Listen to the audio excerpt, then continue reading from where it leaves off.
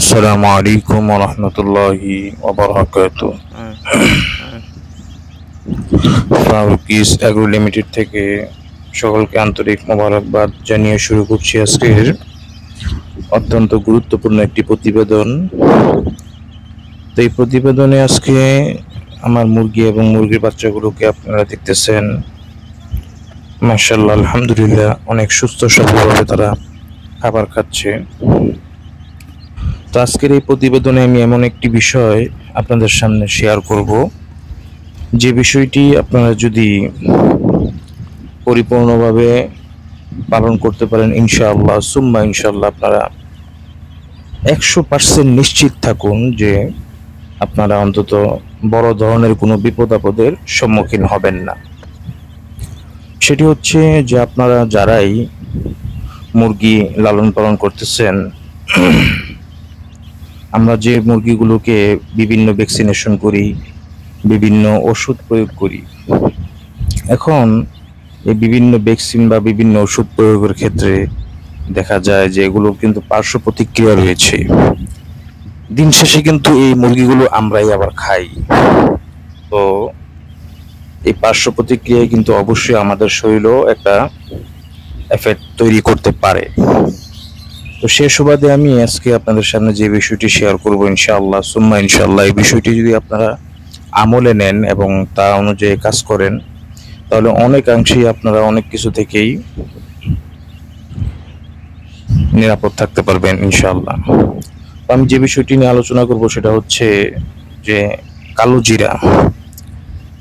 তো কালো জিরা যদি আপনি সেবন করাতে পারেন মুরগিকে, ইনশাআল্লাহ এতে মুরগির বড় ধরনের কোনো রোগ ব্যারাম আসবে না আশা করি।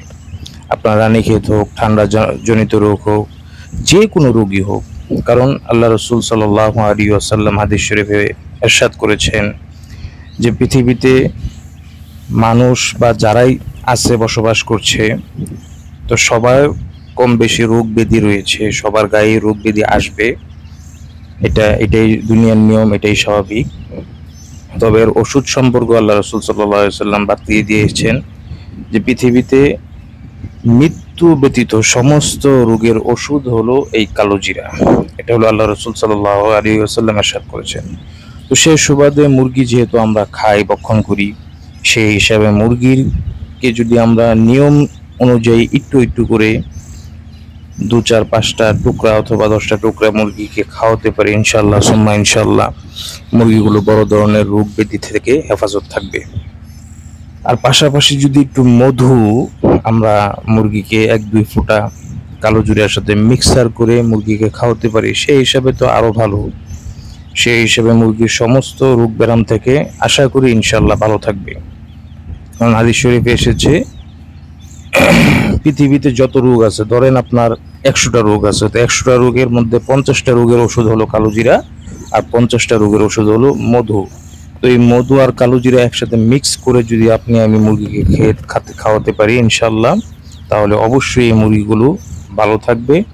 এবং এই মুরগিগুলো যেহেতু দিন শেষে আমরাই খাই, সেই হিসাবে এর কোনো প্রতিক্রিয়া বা আসর বা এর কোনো আমাদের দেহেও আশা করি কোনো ধরনের বড় ধরনের কোনো ক্ষয়ক্ষতি হবে না, যেহেতু আমরা ভ্যাকসিনেশন করি বা বিভিন্ন ধরনের করি, এগুলোর মধ্যে পার্শ্ব প্রতিক্রিয়া রয়েছে। সেই হিসাবে যদি আমরা কালো জিরা এবং মধুর মিশ্রণ খাওয়াই